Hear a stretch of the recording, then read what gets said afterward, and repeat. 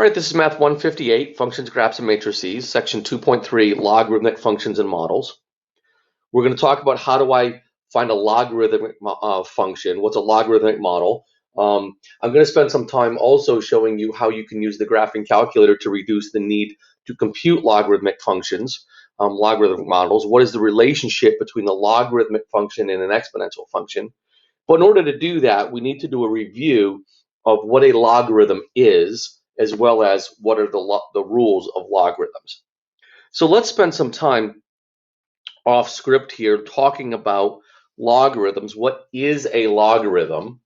And how do I work with those? What are the rules of logarithms? Suppose I have the equation y equals 2 to the x. This is an exponential function. If I say find y when x is 2, right? So let me rewrite this as a function notation. F of x equals 2 to the x, right? So if x equals 3, f of 3 would be 2 to the third, or 8. Okay, again, if y equals 2 to the x and x equals 5, y would equal 2 to the fifth, or y would equal 32. And that's not too difficult to do. In fact, if I said y equals 2 to the x and x equals 3.6, therefore y is equal to 2 to the 3.6. Now, I'm not sure I want to do that in my head, but I can use my graphing calculator and say 2 to the 3.6 power is 12.13. Okay? And I can handle exponential functions without much difficulty. It becomes a little bit difficult, though, or a little bit different if I say y equals 2 to the x. What value of x will make y equal to 8? So instead of a value of x, what's y? We have a value of y. We want to know what x equals. Now, in this case, I might just know that x would be 3 because 2 to the third is 8. And I can check that. 2 to the third, yes, that's 8. Or if I have y equals 3 to the x, and I say, okay, 27 equals 3 to the x, again, x would be 3 because I happen to know that 3 to the third is equal to 27. But what if we're working with y equals 2 to the x, and I say that y is equal to 10? What value of x will make 2 to the x equal 10? Now, I do know that 2 to the third equals 8, and 2 to the fourth equals 16. And since 10 is between 8 and 16, the exponent x will be somewhere between 3 and 4. But what exactly is that value? Okay. So what we use are these things that are called logarithms. The purpose of the logarithm is to solve for the exponent. Also, the base of the exponent 2 will become the base of the logarithm. We use this pattern, right? We've got 2, log base 2 of 10 will equal x. So if I rewrite this from exponential into logarithmic form, I will write this as log base 2 of 10 is equal to x. And now I've solved this for x. Of course, how do I handle log base 2 of 10? Okay. And I can use my graphing calculator. How do I do that? Now, in some of the newer calculators, if I go to math and go down this list, I'll see log base 2 of 10. So x, remember we said it would be between 3 and 4, x would be 3.32, approximately 3.32. Okay? So 2 to the 3.32 power should be approximately 10. Since I'm rounding, right, 2 to the 3.32 power, notice, is approximately 10. And if I use the value closer to that 3.321928095, my result here would be closer and closer and closer to 10. So truly, what I should say is that x is approximately 3.32. Okay, so there's rules of logarithms. Now you notice here on the graphing calculator, there's log, okay, and there's natural log, right? So there's log and there's natural log. Those are log base 10. Log with no base means base 10. And that would be used for something like, so suppose 10 to the x equals 125.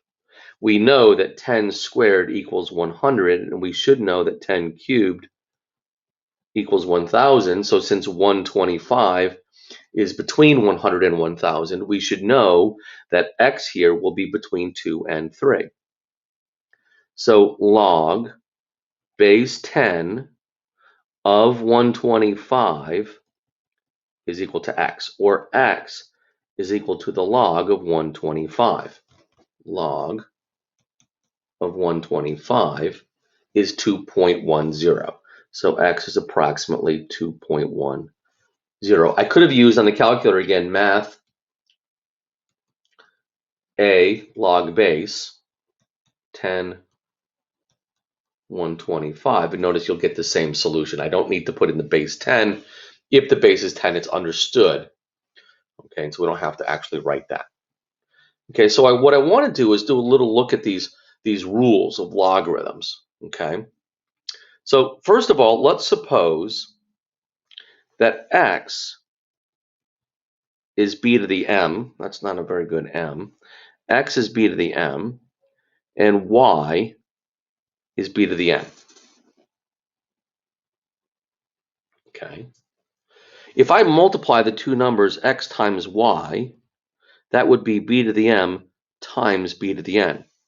Now recall that if I multiply two numbers, b to the m and b to the n, that have the same base, I would simply add their exponents. So xy would equal b to the m times b to the n, or b to the m plus n. This function is in exponential form. In fact, this is in exponential form, b to this power equals xy. These two are also in exponential form. If I rewrite all three of those in logarithmic form, x equals b to the m would become log base b of x equals m. And y equals b to the n becomes log base b of y equals n. xy equals b to the m plus n would become log base b of xy is equal to m plus n, the exponent. Now this here is what I want to look at. Notice that log base b of xy is equal to m plus n, but to remember, m is log base b of x, and I can substitute that there. N is log base b of y, and I can substitute that there. So log base b of xy is equal to m, which is log base b of x, plus n, which is log base b of y. And here is that first rule of logarithms. Log base b of xy is equal to log base b of x plus log base b of y. We don't use these rules as much as we used to in computing things, okay?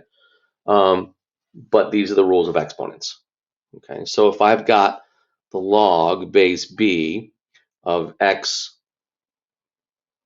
times y, again, I'm going to rewrite that. So let's suppose I have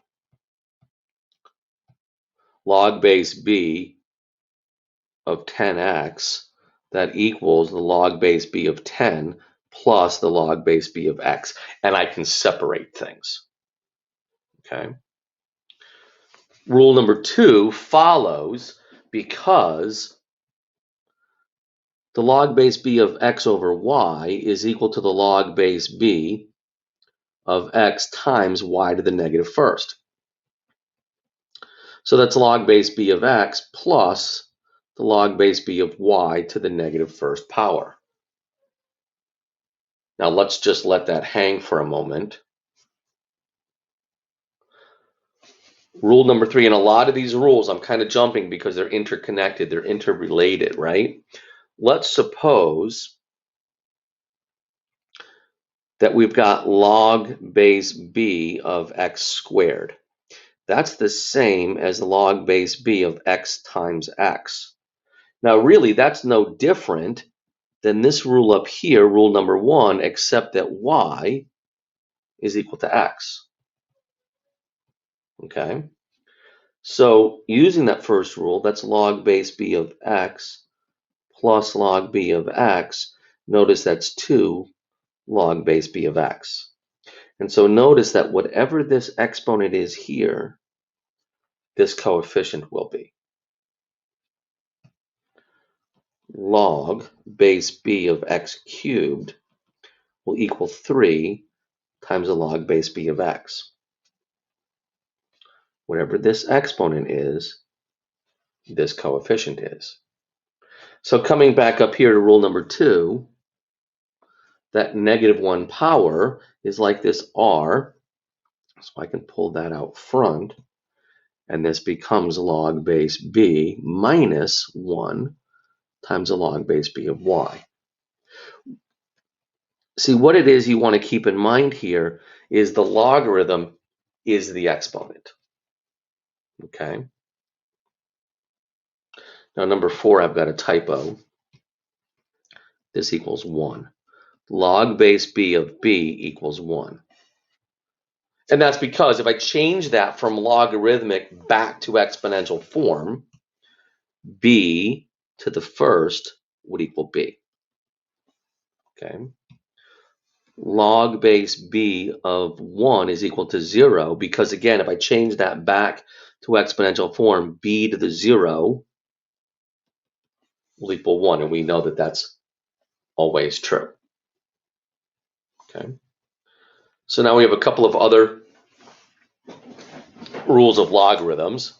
Okay, rule number 5 follows from rules number 1 and 2. Okay. Log base b of 1 over x is equal to the log base b of 1 minus the log base b of x, but remember that this will equal 0. Negative log base b of x. Okay. Now, rule number 6 is kind of interesting. It's called the change of base rule. We use it sometimes. We'll probably use it a little bit in this course. Okay. Now, let's suppose that we have something like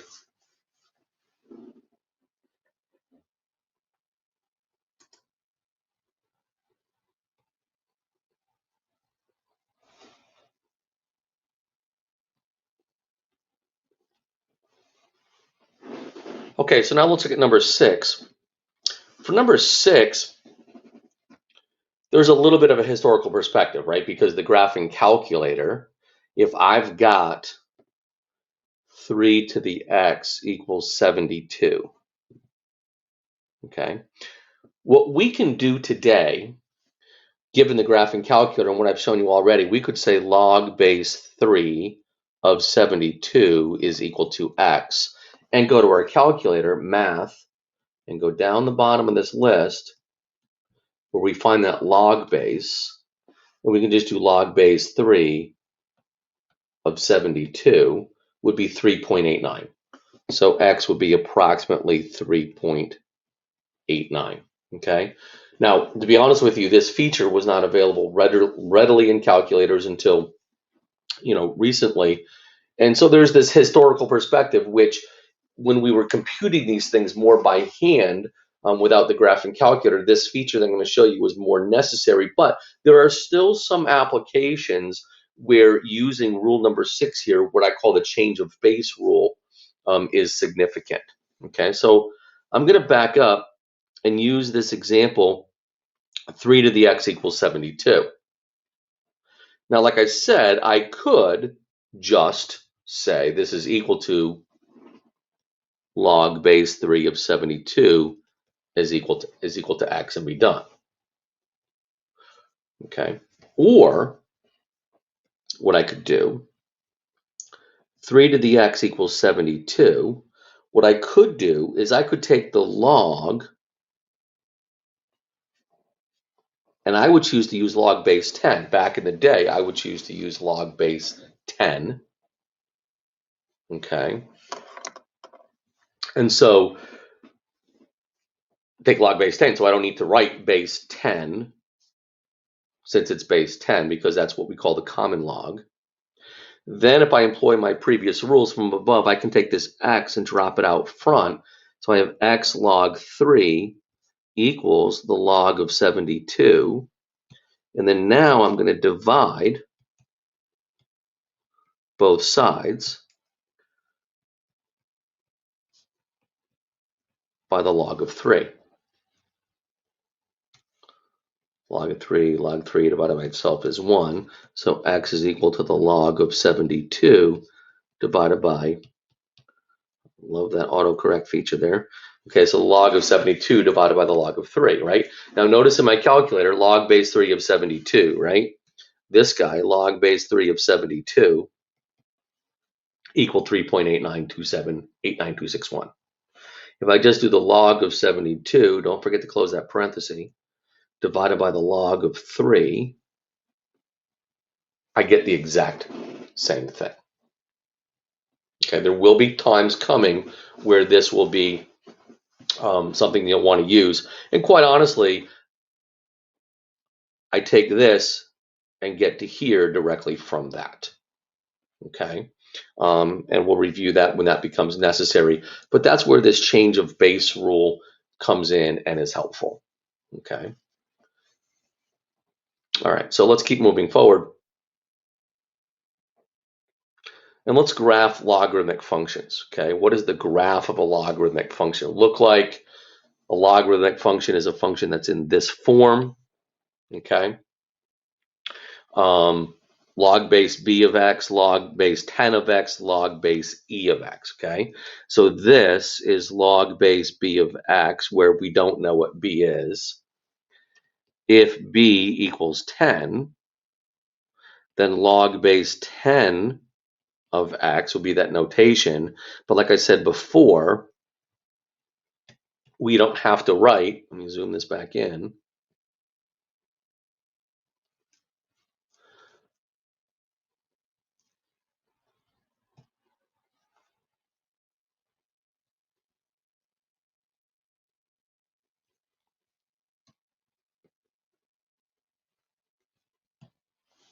Okay, so let's look at logarithmic functions, right? So f of x equals,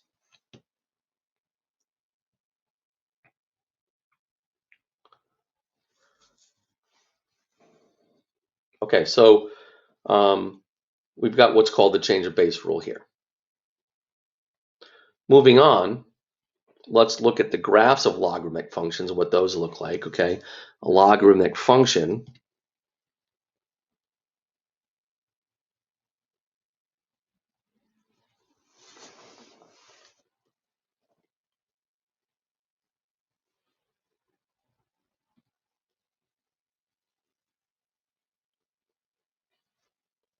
okay, so let's look at logarithmic functions, okay?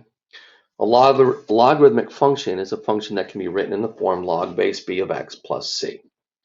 Now, this ln x, let's talk about this for a minute. What's the difference between log base b of x, log of x, and ln of x?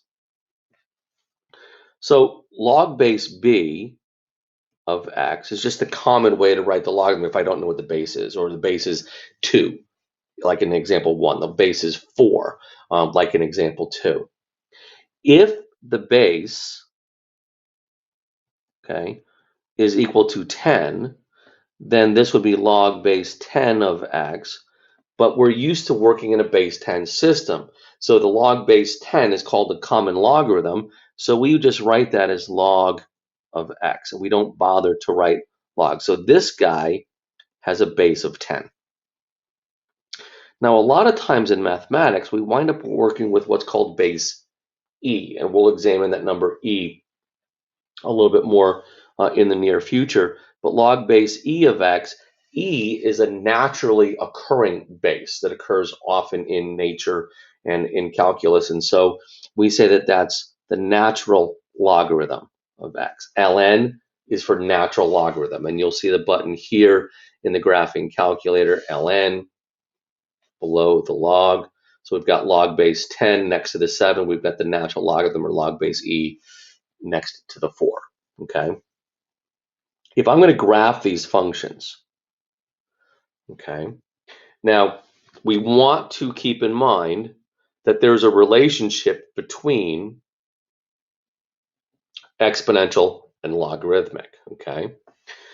If I were to graph y equals 2 to the x, actually, you know what? Let's move this over here. If I'm going to graph y equals 2 to the x, remember graphing the exponential functions, there was a horizontal asymptote at y equals 0. And then this model's exponential growth, which is going to look like this, where we have the point 0, 1 and the point 1, 2, right? Because if x is 0, 2 to the 0 is 1. If x is 1, 2 to the first is 2. And we'd have those 2 points. Okay. Now, with the logarithm, we'd have y equals log base 2 of x. Okay. And if we say, well, let's let x equal 1, y would equal log base 2 of 1, which is 0. And if x equals 2, y would equal log base 2 of 2, which is 1. So y would equal 1. So notice that instead of having the point x is 0, y is 1, like we did over here, if x is 1, y is 0. So we're going to have the point 1, 0. If x is 2, y is 1. So we have the point 2, 1, 2, 1. So notice the point 0, 1 becomes the point 1, 0. The point 1, 2 becomes the point 2, 1. And this graph actually looks like this. And then there is a vertical asymptote at x equals 0. So there's a relationship between the graph of the logarithmic function, the graph of the exponential function. Because those are inverse functions, the x's and the y's changed places. Okay. Just like in a previous video when we looked at graphing the exponential functions, I'm not super fussy that you get everything exactly right as long as you label your points. Notice labeling the points means putting the coordinates near the point, labeling the points and labeling the asymptote. So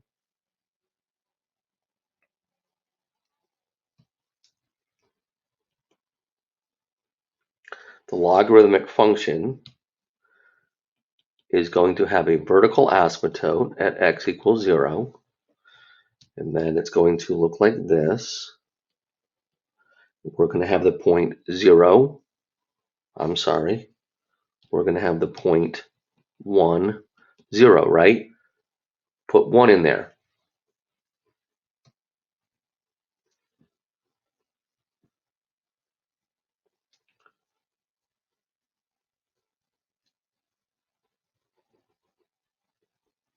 Put 1 in for x. F of 1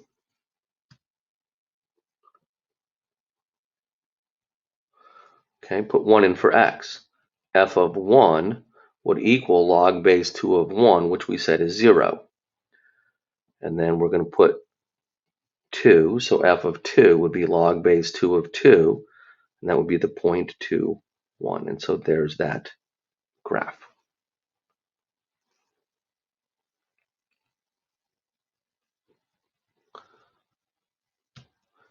F of x equals log base 4 of x. I'm going to have a vertical asymptote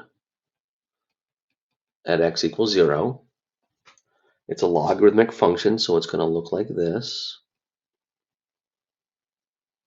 0, 1. And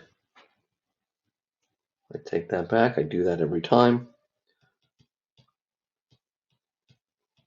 I'm going to have the 0.10 and the 0.41. Okay. So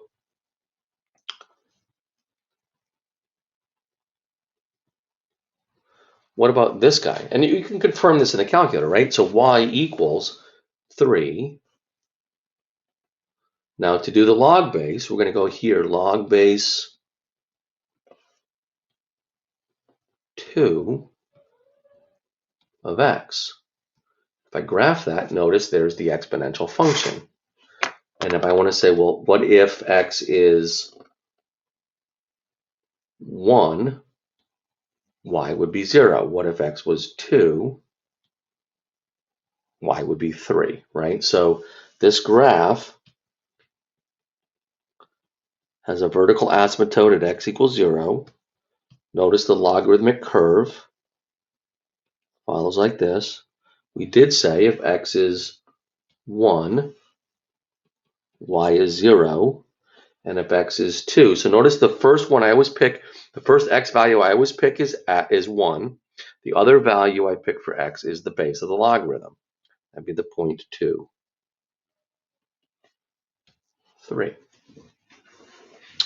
Now number 4, let's see what's going to happen with that. And let's test it with the calculator first.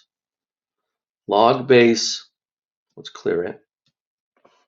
And let's just graph, first of all,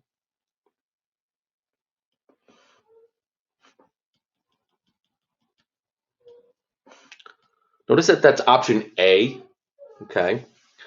What I can do is if I go to math, I can go to alpha A, and it just goes right there. So log base 3 of x, and let's graph that, okay? There's that exponential function. You don't see much down here because that's calculator can't really graph that, but it would still look something like that. But now watch what happens if it's log base 3 of x minus 2. Notice the graph shifted 2 units to the right. So instead of my vertical asymptote being the line x equals 0, my vertical asymptote moves 2 units to the right, and it's now x equals 2. And my graph still looks like this. So now actually the first value I would put in for x is 3 because of, the first value I put in for x is 3 because 3 minus 2 inside that parenthesis would be 1. And so that gives me the 0.30. And then now what value would make this value equal to 3, the same as the base? That would be 5. And I've got the 0.51. Notice that by putting the coordinates here, I'm not worried about my x labeling and everything being perfect. Okay, so there's graphing logarithmic functions both without as well as with the graphing calculator. Okay, now let's look at number 5. Okay, and here's the case where I'm going to show you how I can use the graphing calculator, not necessarily do the exact thing here.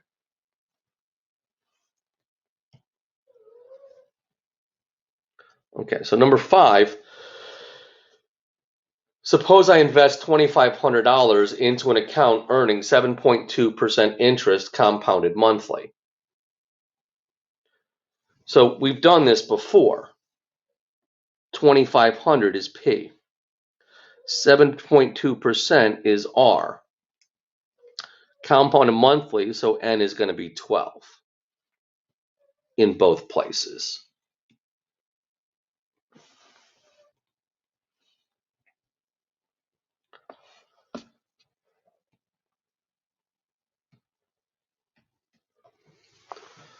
Okay, so if we take and we put these values in here, right, we want to know A, 2,500 times 1 plus 0.072 over 12 to the 12t. And we've talked about this in a previous video, but notice that this is an exponential function.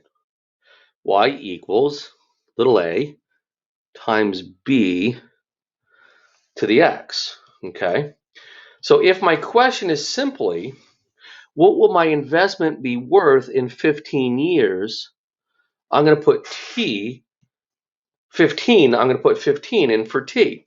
And so my investment will equal 2,500 times 1 plus 0.072 over 12 to the 12 times 15.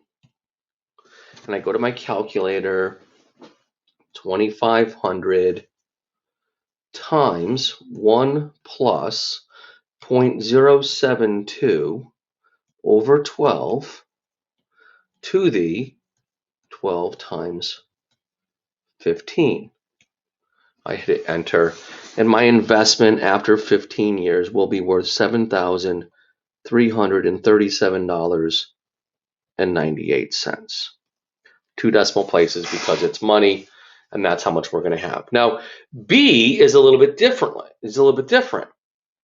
The question in B is, how long will it take for my account to be worth $10,000? So in this case, what I'm going to do with my equation A equals 2,500 times 1 plus 0.072 over 12 to the 12t, instead of putting a value in for t and finding the future value, in this case, my future value is 10,000. That's going to go in for the A. So 10,000 will equal 2,500 times 1 plus 0.072 over 12 to the 12t. Now notice what I need to do is I need to solve for the t. So I could use logarithms like I've shown you above, and we can practice that, we can do it. But in this case, there's going to be a better way. Okay, let me put it this way. There is an additional option. First of all, what I could do is I'm going to take this function and put it in my graphing calculator. A equals, or Y equals 2,500 times 1 plus 0.072 over 12 to the 12x. Okay, now, if I just graph that, I'm not going to see anything. Okay, because again, if t is 0, then this whole thing would equal, this whole piece would equal 1 times 2,500 would be 2,500. And if I look at my window, I'm starting with an x max, going from x min is negative 10 to 10, and my y goes from negative 10 to 10. So that clearly has got to be bigger than 2,500. Let's make it 5,000. Okay. So I can see part of my graph there. Okay. Also, now what's my investment going to be worth in 15 years? Okay. So my x max might want to be more than 15. Let's make that like 20 years into the future. Now notice that way over here is 20, and the graph goes off before that. So I probably want to make my window higher. Let's make that like $15,000. Now notice this point here is 0, 2,500. That's my starting amount. And notice now that 20 years in the future, I'm still on my screen. Okay, does that make sense? Now if I go to second calc, value, and I enter values for x, initially I have $2,500. If x is 10 years later, I have to have $5,125. Well, what about when x is 15? There's my 73,37.98. Okay, that was our value up here. Now what I can do is, if I want to say, how long will it take? This is what I'm driving for. How long will it take for my investment to be worth $10,000? What I can do is I can put 10,000 here in for Y2.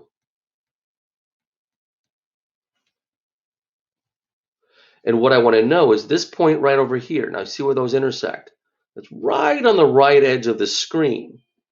So what I may choose to do is I might choose to make my X max a little bit higher, just to put that into the picture a little bit better. Okay, sorry about that. And so I want to find the point where those two graphs intersect. And I'm going to go back to the same calc menu, number 5, and I want to find the point of intersection. And really what's going on here is, notice in blue and above, it says y1 equals to 2,500 times 1 plus 0.072 over 12, so on. Is that my first curve? Sure, press enter. Then y2 equals 10,000. Is that my second curve? Sure, press enter. Now my guess, I just need to have my cursor closer to this point of intersection than any other. There is no other point, so I just press enter. And notice that t is equal to 19.3 years. It will take 19.3 years to get there. So I really don't have to do any work with this to use logarithms to solve it for t. I can use my graphing calculator. Okay, let's look at number 6. Suppose you invest $2,500 into an account earning 7.2% interest compounded continuously. In a previous video, we talked about the continuously compounded growth. So if I invest $2,500 times e to the earning 0.072 or 7.2% interest for t years, the difference between part A and part B in this question is, in part A, if t is 15, what will A equal in 15 years? In part B, if A is 7,500, how many years will it take for my investment to be worth that much money? So in other words, here, what's A when t is 15? This is trying to be a 15. Let me make that a better 5. So 2,500 times e to the 0.072 times 15. If my interest is compounded continuously in 15 years, my investment will be worth $7,361.70.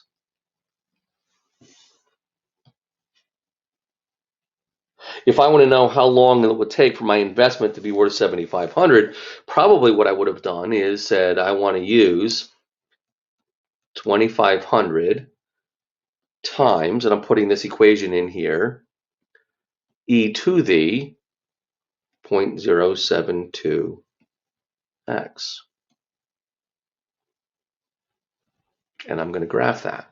So here's that blue function. Now the red is still 10,000 from the previous problem. If my question is how long will it take to be worth 7,500, so 7,500 is equal to 2,500 times e to the 0.072 t. What I'm going to do is I'm going to make y2 equal to the 7,500 and graph. Here's the blue is the exponential growth, red is the $7,500, and I want to go to second calculate number 5 intersection to find the point of intersection. Yes, that's my first curve. Yes, that's my second curve. Yep, that's a good enough guess. And so it will take 15.3 years, right here, 15.3, it'll take 15.3 years for my investment to reach $7,500. Okay. Number 7, I don't have an equation, so I'm going to skip number 7. Okay, so for number 8, right,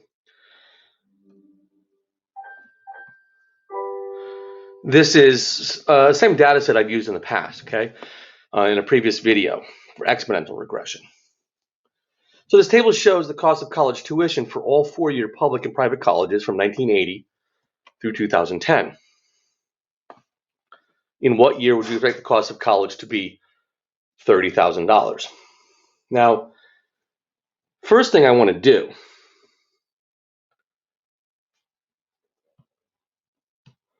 is make 1980 year 0, 1990 year 10, 2000 will be year 20, 24, 28, and 30. So we go to stat, edit,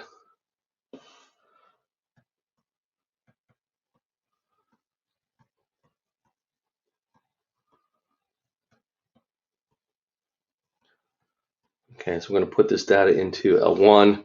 The X values are in L1 and the Y values are going to be in L2.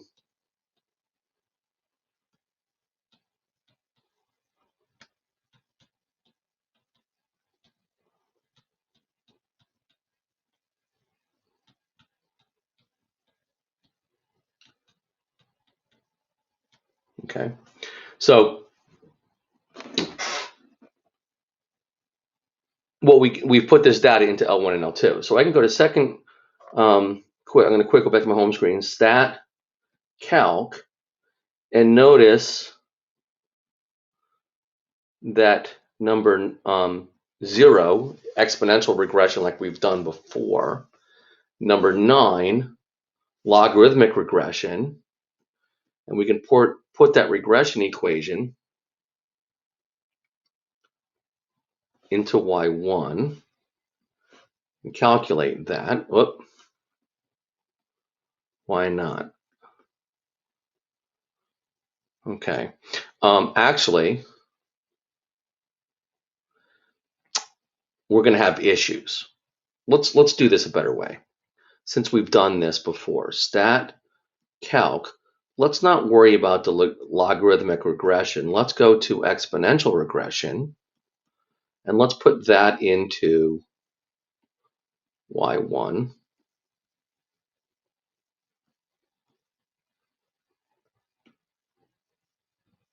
What happened? Okay, let's do exponential regression.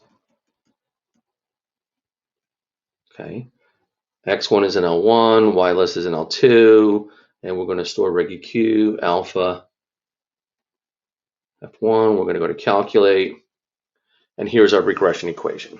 Okay, here's an exponential equation. So y equals 3768.67 times 1.0625 to the t, or to the x. Okay, that's our tuition, where t represents the number of years since 1980. So year 10 is 1990. Year 15 would be 1995. Currently, it's 2021. That would be year 41. Okay. Let's put a arrow there so it doesn't look like a minus. Okay, so year 2021 would be year 41.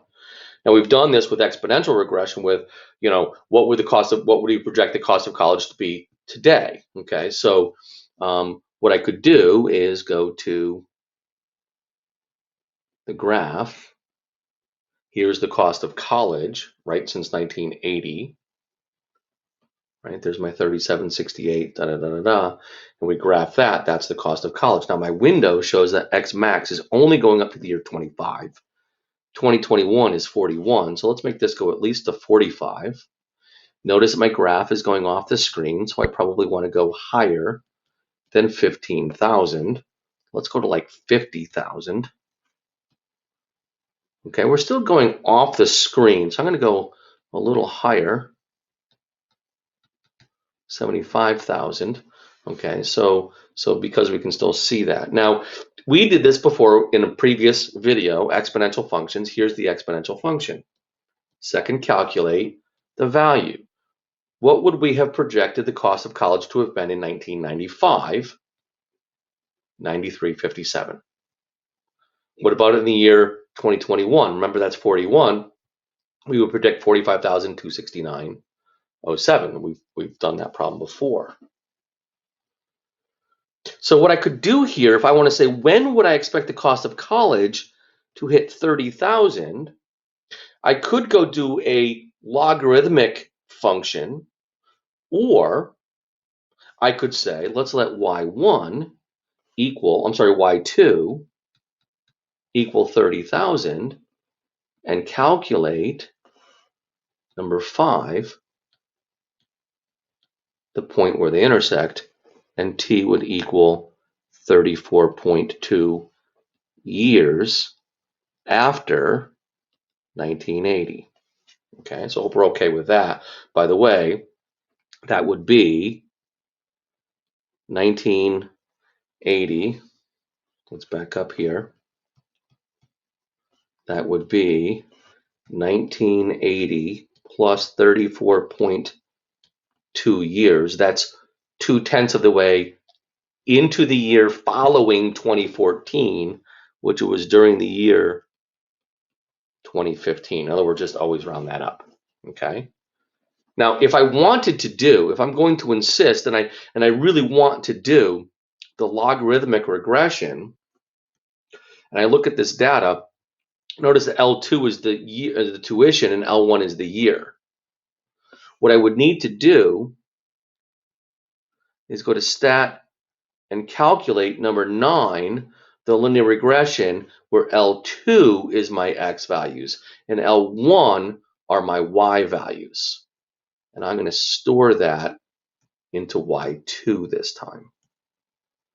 And so my regression equation, if I choose to do it, would be y equals negative 134.66 plus 16.37 natural log of x, which you're more than welcome to do if you'd like to. Okay, there's that function. Okay, there's the exponent. I'm not going to see the logarithmic function just because I need to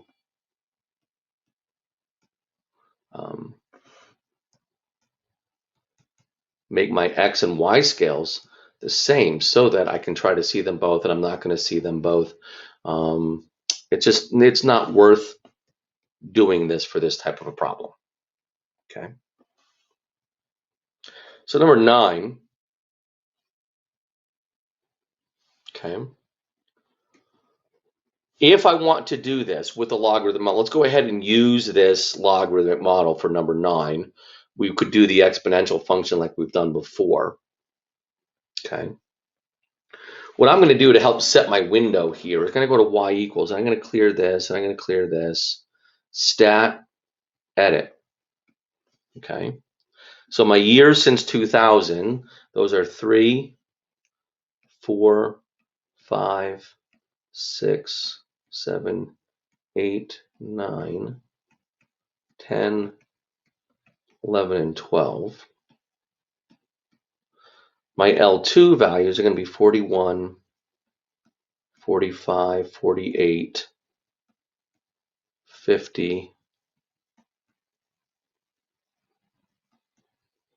come on, 52, 54, 57, 61, 65, and 66. Okay, now what I could do is go to stat plot, plot 1, turn this on, and do a zoom 9, a zoom stat, and the calculator will set the window for me so I don't have to go hunting around what size window am I going to want to have. Okay, so there's the data. Notice it does tend to see like it's going to start increase, is going to start to slow down. So if I want to find the best logarithmic function, second calc, number 9, but again, my X list is spending, my Y list is the years since 2000. It's reversed what it would have been if it was an exponential function. And let's store that regression equation into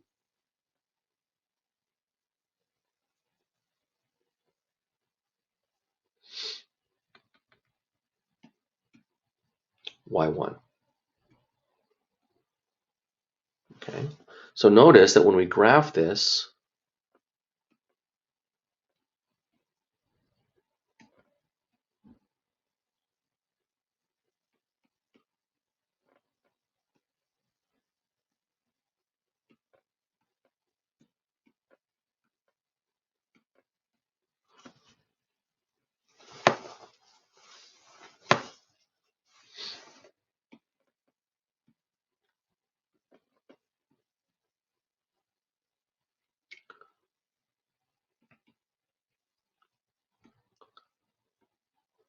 okay, so we have our data into L1 and L2. Now to find the best logarithmic data for the model for the data, what I suggest you do first is you go to second stat plot, turn your plot on, and now our X list and Y list, whoops,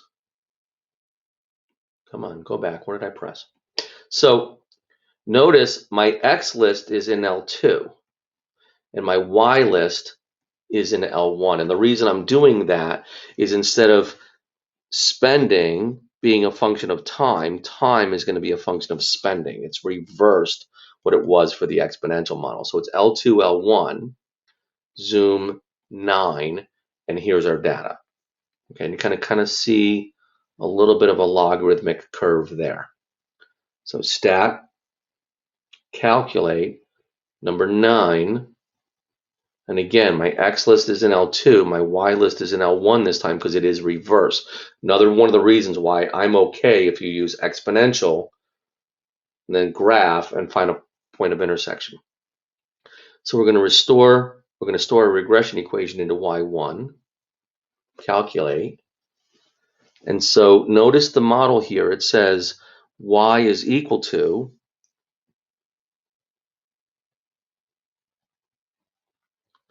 it says Y is equal to A plus B natural log of X, where A is negative 68.82 and B is 19.20 natural log of X. And notice that did land here into Y1, and we graph, we see them together. Okay. Now I would argue that the logarithmic function, by the way, is the best type because notice as my X increases, we have an increase of 4, 3, 2, 2, 2, 3, 4, 4, 2. It's kind of hard to see, but notice that the rate of growth kind of starts at 4s and 3s and kind of winds up at 2. The rate of growth, the Y values is slowing. Okay, so let's get rid of those. Okay, so in what year would you expect spending to reach $70 billion? So second, calculate, number 1, the value, $70 billion. Whoops, it's not going to work because that's off our window here. So let's go up to 75 and graph. And now let's calculate when the value is $70 billion. that's going to take 12.7 years. So that would be in the year 2013, because that's more than 12. So into the 13th year after 2000. So that's during 2013. Okay, so there's a look at logarithms, logarithmic functions, using exponential functions logarithmically, if you will. Okay. For this course, for Math 158, by the way, I'm perfectly okay if you do these problems like I did number 8. Okay, so if I'm going to do number 9, in case you want to slog it out a little bit more in a video, if I want to do number 9, similar to the way I did number 8, I may not find the best logarithmic data function. I might find the exponential function and then graph y equals 70 and find the point where those two graphs intersect. Okay, so again, review this like I did number 8 if that's what you choose to do. Okay, logarithmic functions, they're difficult. Logarithms are difficult, kind of stick with them. But again, like I've said now 3 or 4 times in the video, if you don't find the logarithmic model and instead you use the exponential function like we did here, I'm perfectly okay with that.